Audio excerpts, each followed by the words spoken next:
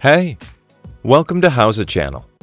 In today's tutorial, we will teach you how to create a new user account in macOS.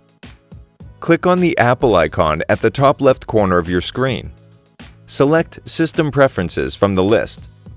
Go to Users and Groups. Click on the lock to make changes. Enter your password and click Unlock. Click on the plus icon. Select the account type from the drop-down list. Enter the full name. Add account name. Create and verify the password. Add a password hint. Click on Create User.